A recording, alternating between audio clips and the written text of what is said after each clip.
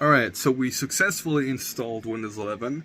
Now we have to set up Windows 11.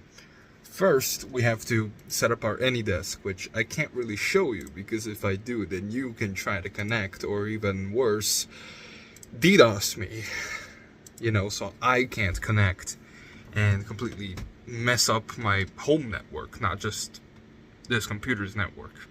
But yeah, this is what I gotta do. I'm gonna make this long of a password. Alright, now that that's done, we can... Yes, AnyDesk, you are a thing, I agree. Oh, I forgot, this computer has speakers of its own. Oh, it's not installed yet? Thank you for testing AnyDesk. Would you like to install now? Yeah, I thought that was the point. But yeah, this computer has speakers.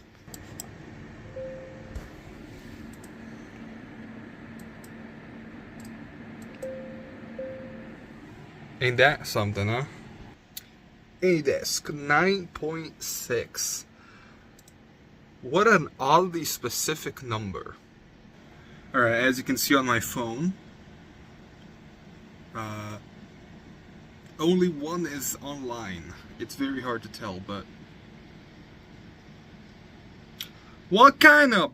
Anyways, yeah, as you saw, only one is online, aka this is this computer, but on Windows... I removed the wrong one.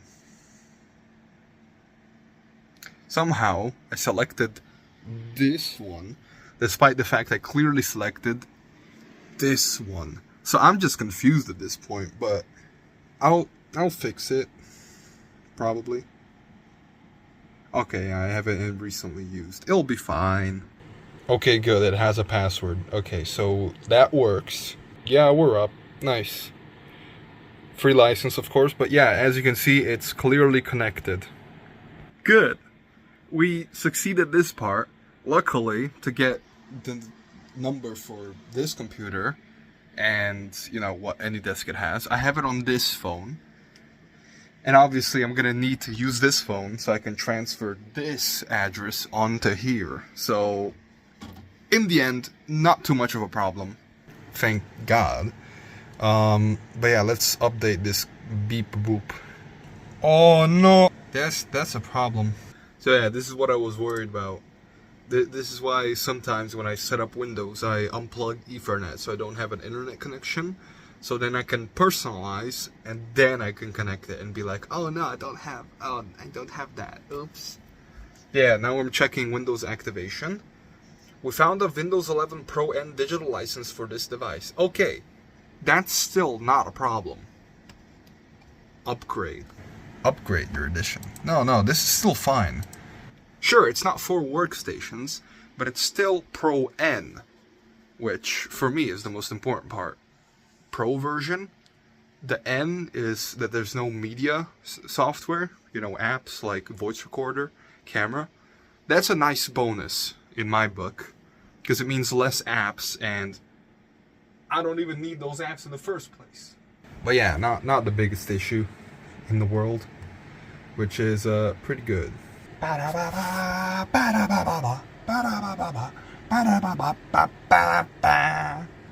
Alright,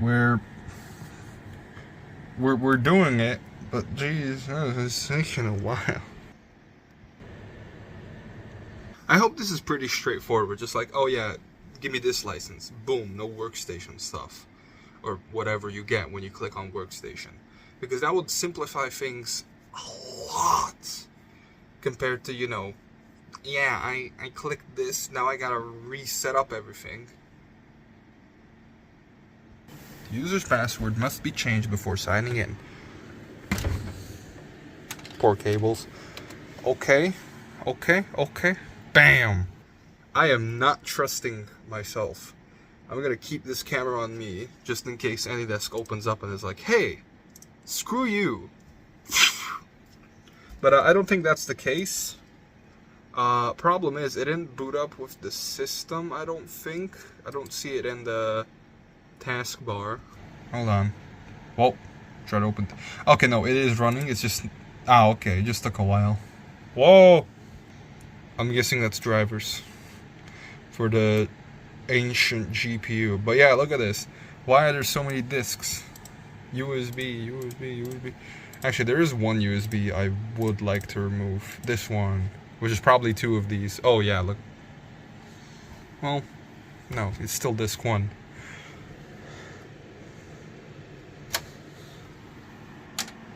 You did good.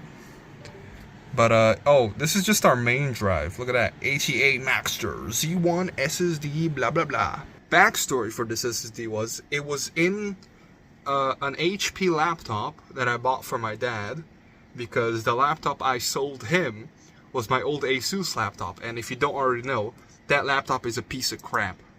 And the screen kept flickering. Sometimes even went completely black. So I didn't want to have that on my conscience. You know, my dad has to do work stuff, and that was his laptop. No. I bought him an HP laptop with an 8th generation Intel i5. And, while it has worse graphics, on paper anyway, it has better cooling, so in reality it performed better. And the screen was better, despite being slightly smaller. Sure, same resolution, but way better colors and contrast. Which for him was way more noticeable than the display difference. And the laptop was cheap as hell. It was 220 bucks. He gave me 300 for that laptop. So yes, I still earned 80 bucks. But I felt better about it. You know, he got a proper home laptop. Now he has a work laptop, to be fair. But now he has a proper home laptop that's hooked up to our printer. And I used that Asus laptop for, you know, the basement TV. Like a home theater room for my family. So, in the end, yes, I earned 80 bucks, but at the same time, my conscience is clear. We have a home theater thingamajiggy in the basement via that computer, and I just feel better about it. You know, I spent like, what, 15, maybe 20 bucks to make that computer capable down there. You know, Wi-Fi and an SSD, which was 60 bucks in the end. Still cheap. Well, 60 bucks earned in the end. So I think it worked out in the end. But yeah, now that we're all set up, I can just...